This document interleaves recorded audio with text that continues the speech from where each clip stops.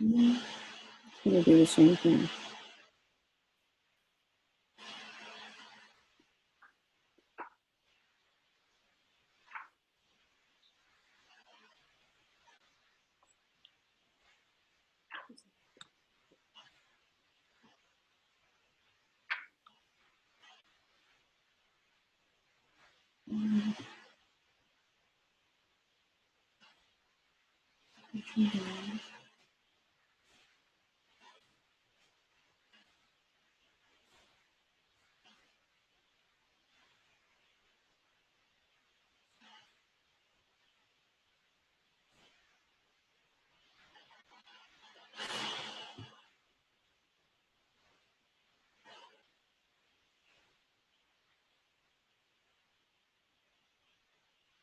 There it is.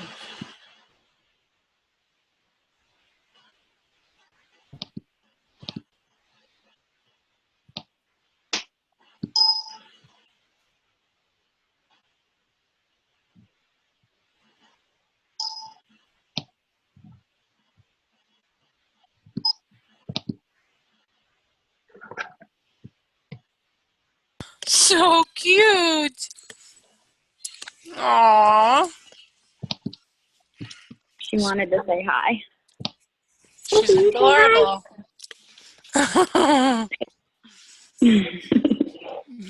Okay, get down. Get down. Get your hand on my shirt. Okay. All right. I hope everybody's back. And we're recording one more time. Hopefully this is the last time. We should get through the rest of these slides. So I was just starting on diabetic ketoacidosis. And I was telling you these were sick patients. They end up in the CCU. The precipitating factor can be an illness. It can be infection. It can be inadequate insulin dosing. It can be undiagnosed type 1 diabetes. It can be poor self-management, and it can be neglect. It could be all of those. It can also be none of those. Sometimes it just happens. Here is a picture, and this is also in your book. And so this basically, I'm trying to find the page of where this is. It is a very good picture, but basically what happens is we end up with a circulating supply of insulin is insufficient, so we get too much glucose. It cannot be used for insulin or cannot be used for energy. The body compensates by breaking down fat stores as a secondary source of fuel. And when that happens, the process of breaking down fat stores produces acid. So ketones are the byproduct of acid, byproduct of fat metabolism, basically. So we get acid released into the system, and ketonuria is a process that occurs when ketone bodies are excreted into the urine.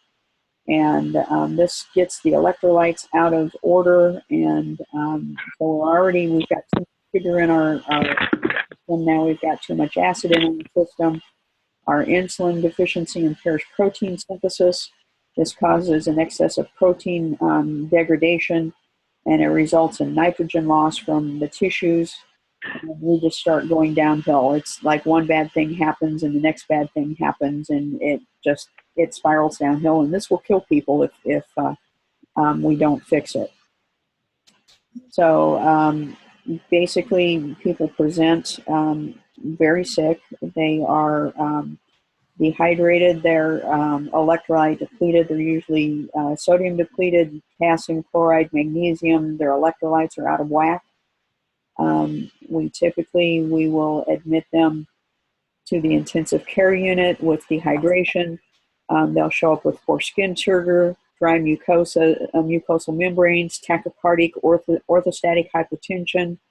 They'll have lethargy. There'll be weakness or have weakness, dry skin, eyes soft and sunken.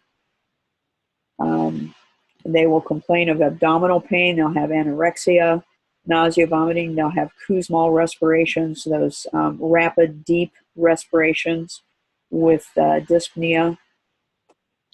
And what they're trying to do is breathe off the acidosis through exhalation of excessive carbon dioxide.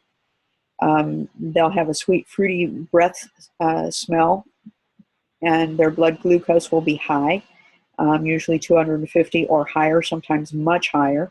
Their blood pH is going to be lower than 7.3. Their serum bicarbonate level, oops, sorry about that, is going to be lower than 16, and their moderate to high ketone levels in the urine or serum. Less severe form may be treated as an outpatient, but I've really never seen one that's less severe. They're hospitalized for severe fluid and electrolyte imbalance, for fever, nausea, vomiting, diarrhea, and altered mental state, and they usually are altered. They also can have a pneumonia or a UTI that goes along with this. So we make sure that we have a patent airway. We usually give O2. We establish an IV access, and we begin fluid resuscitation. We usually give sodium chloride, sometimes a 0.5 or a 0.9 IV of sodium chloride. We have to be very careful of how we rehydrate them. We don't want to overload them because we can do that. We also look at a continuous regular insulin drip, and again, we have to be very careful and bring this down slowly. We look at potassium replacement. So one thing I want to impress about you when we talk about a potassium replacement, if the potassium is low, what is your first thought of with low potassium? Cardiac issues. Sodium, which would be blood pressure. Right, blood pressure, but think potassium, think cardiac. So what would your first initiative be? What would you want to do?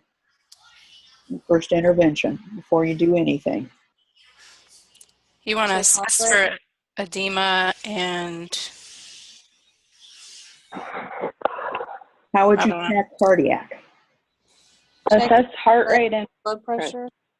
Okay. How would you check cardiac rhythm? EKG. EKG, yeah. But EKG would be a one-time thing. How would you do it continuously? Telemetry? Yes.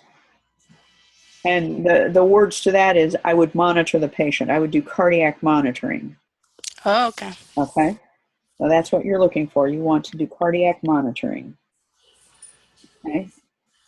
And then you would look at potassium supplements, and then you would look at insulin infusions, and yeah, that's the right ticket. All right, so a nurse is caring for a patient with a type 1 diabetes mellitus who is admitted for DKA. The nurse would expect which laboratory test results?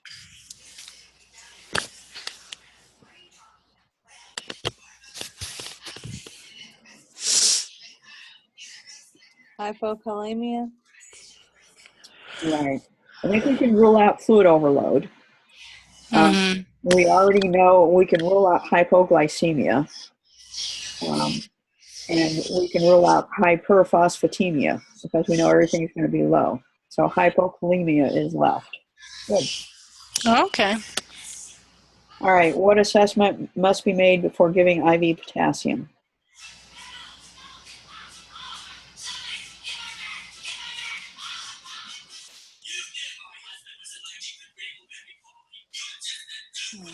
B, level of consciousness and orientation. Nope. I don't know. I'm guessing. Nope. A lot of times, I don't know. people in DKA are probably going to be altered, so we're not going to worry about their level of consciousness. See the finger stick, we're going to guess that they're going to be high anyway, so I don't really care about that. Urine, maybe producing urine. Yeah, we're going to look at their ability to metabolize the. Oh yeah, duh. Okay. Yeah. Sodium, potassium, urine. Hello. Yep, you got it. Okay. So Good job, Alicia. hyperosmolar hyperglycemic syndrome, HHS. So this is also a life-threatening syndrome. It is similar to DKA. It occurs in type 2 diabetes. Its precipitating factors are usually UTI, pneumonia, and sepsis. It is an acute illness. Usually happens with newly diagnosed type 2 diabetes. It also presents with impaired thirst sensation and or inability to replace fluids. It is less common than diabetic ketoacidosis, and it also occurs in older patients usually 60 years or older with type 2 diabetes. Usually there's enough circulating insulin to prevent ketoacidosis. But there's also fewer symptoms that lead to high glucose levels. So you're not going to catch it quite as quick. There's going to be more severe neurologic manifestations because of a higher serum osmolality. And the ketones are going to be absent or minimal in blood and urine. So you're going to see some neurologic manifestations such as somnolence, coma, seizures, and hemiparesis, and aphasia. And because of that, sometimes this masks itself as a stroke. So one of the first things you do when you have a patient, an older patient that comes in with the symptoms of stroke, is a blood sugar. And this is what you're looking for. Okay, so it is considered a medical emergency. It has a high mortality rate. The therapy is similar to DKA. We give IV insulin and sodium chloride infusions. More fluid replacement is needed. We monitor the serum potassium and replace it as needed. And then we correct the underlying precipitating causes. Regular insulin is not given long-acting, let's see. We also don't give D50. Well, okay, we're not worried about that. Let's see. So for both of these, we're going to monitor, we're going to give IV fluids, we're going to give insulin therapy, and we're going to monitor electrolytes. We're going to assess their renal status. We're going to assess their cardiopulmonary status and their level of consciousness. Okay, so assess the vital signs often to determine the presence of fever, hypovolemia and shock, tachycardia, and Kussmaul respirations. Hypoglycemia is too much insulin in proportion to the glucose in the blood. Blood glucose levels less than 70 milligrams, neuroendocrine hormone release, and autonomic nervous system activation. Those all cause hypoglycemia. Common manifestations: shakiness, palpitations, nervousness, diaphoresis, anxiety, hunger, and pallor. That's pretty much me all the time, but I don't have low blood sugar. So these can also cause an altered mental function, difficulty speaking, visual disturbances, stupor, confusion, coma. The untreated hypoglycemia can progress to loss of consciousness, seizures, coma, and death. And that's because the brain requires a constant supply of glucose. Our brain likes glucose. There is no warning signs or symptoms until the glucose level is critically low.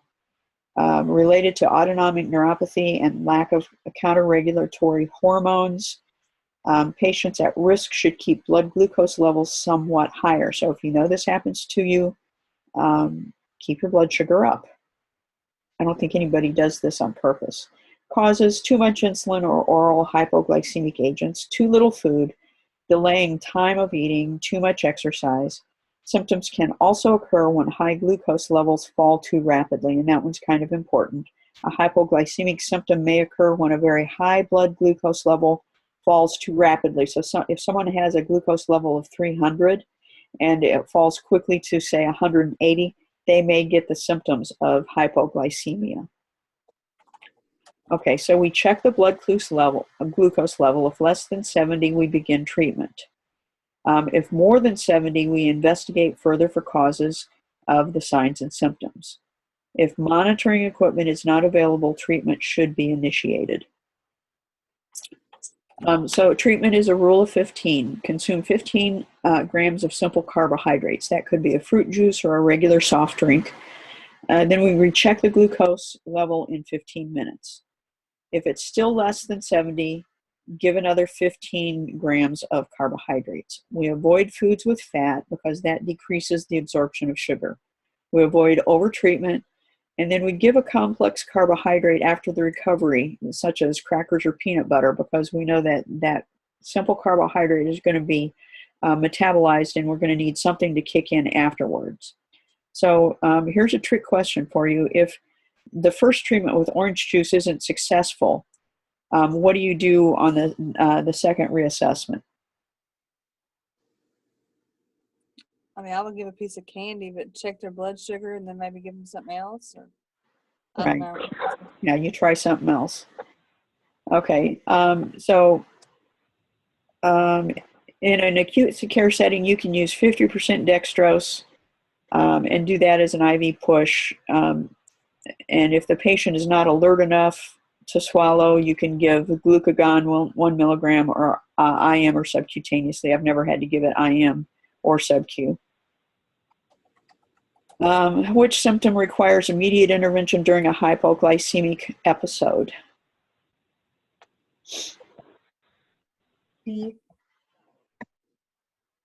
Tachycardia. Remember I said the brain is the one thing that requires sugar and can't store it? Headache. So what causes confusion? Your brain when it doesn't have sugar.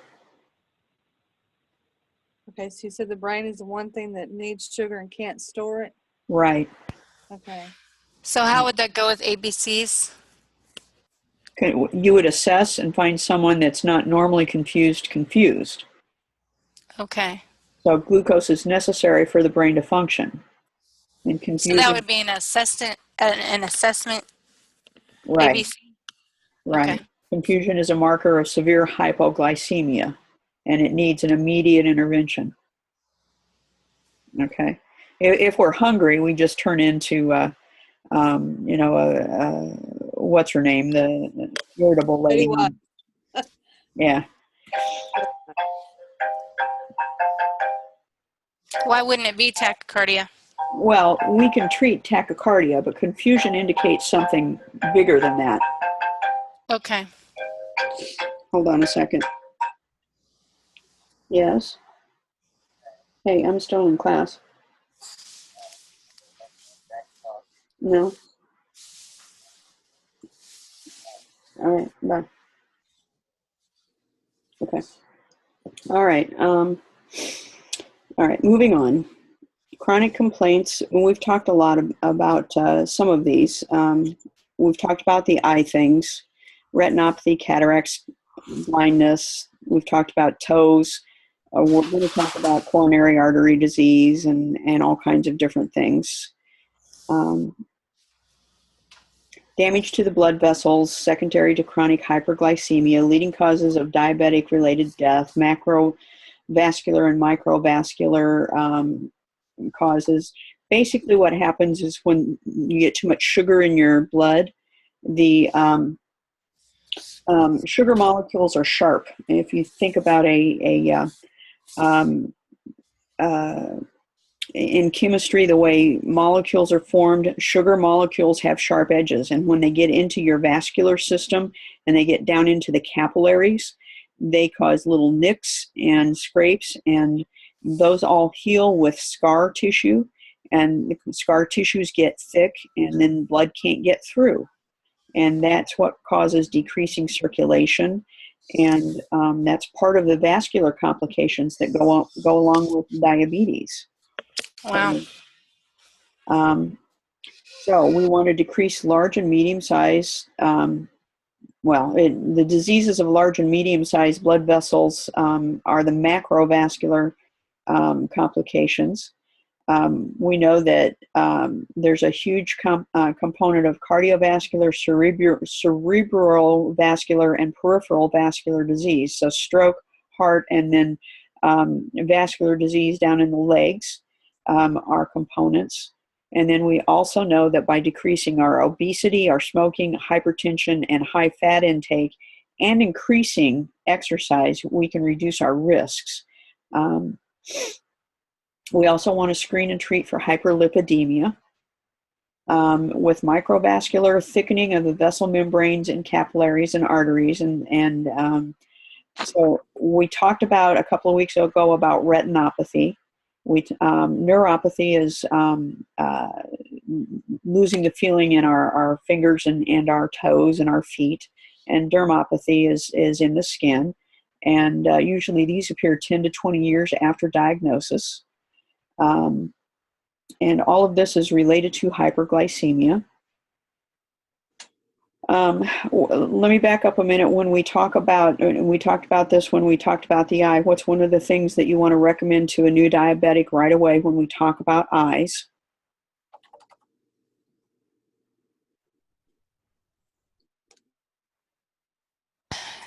To have the pressure checked. That's very specific, but not even that specific. To have their eyes checked. No, Yes. not We want an eye exam right away and then annually, right? So because we're gonna look for eye problems, things like partial occlusions in blood vessels in the retina, all kinds of things that can happen. So we're going to recommend an eye exam right away and then continuously or annually. So initially, no, even if there's no changes in vision, we want for new diagnosis of type 2 diabetes, an eye exam as soon as possible, and then annual eye exams with dilatation to monitor. We also want to maintain glycemic control and manage hypertension. For diabetic neuropathy, we want damage to the small vessels that supply the blood to the kidney. Leading cause of end-stage kidney disease. Risk factors are hypertension, genetics, smoking, and chronic hyperglycemia. So again, we want annual screening. We're going to look for elevated albumin in the blood. We're going to look at using ACE inhibitors and angiotensin II receptors and antagonists, and control of hypertension and type blood control. And I talked earlier about metformin as a medication for oral anti-hyperglycemic, and that is a drug that is contraindicated if you have renal impairment because it has implications for renal function. So we would not use metformin for a patient that has renal impairment here. Let's see, nerve damage due to metabolic derangements of diseases. So of patients with diabetes, 60 to 70% have some degree of neuropathy. That's why we want them to wear shoes because they don't necessarily feel when they kick something or stub their toe. They have reduced nerve conduction and demyelinization. Let's see. They have a loss of protective sensation in the lower extremities, and they are a major risk for amputation.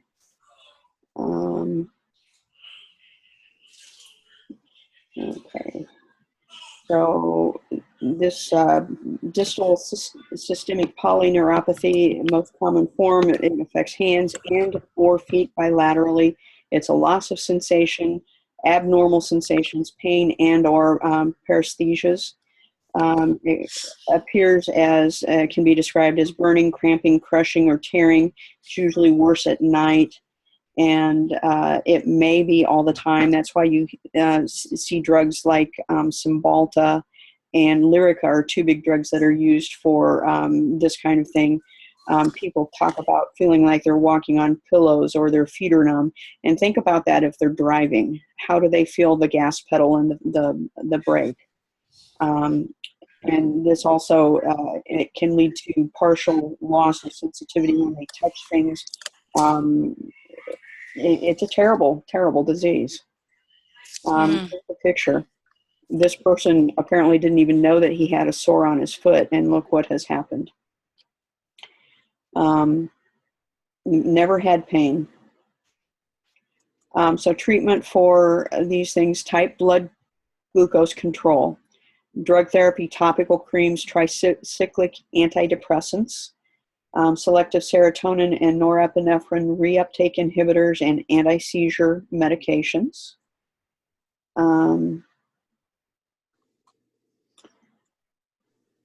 Let's see. All right, we're going to go through that.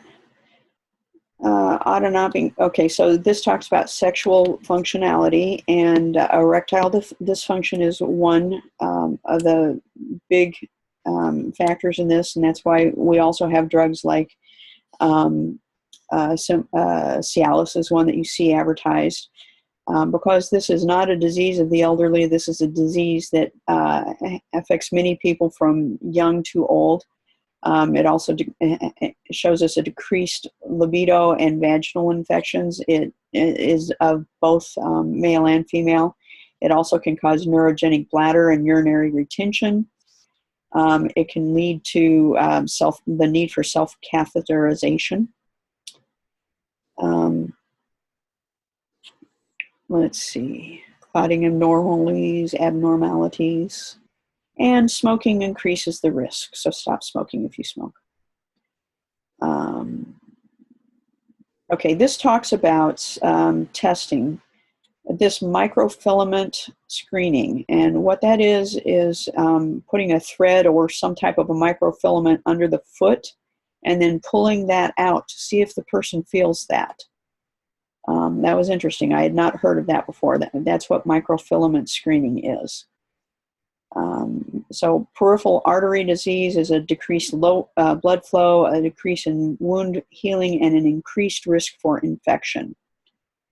We want to teach proper footwear, avoidance of foot injury, skin and nail care, daily inspection of feet, prompt treatment of small problems, diligent wound care for ulcers, foot ulcers, and there are also specialty places, shoe stores that can help. We want patients to avoid high heels. We want them to wear leather shoes. The feet should be washed but not soaked in water. Heating pads should not be used. And commercial callus and corn removers should be avoided. Here's a lovely picture.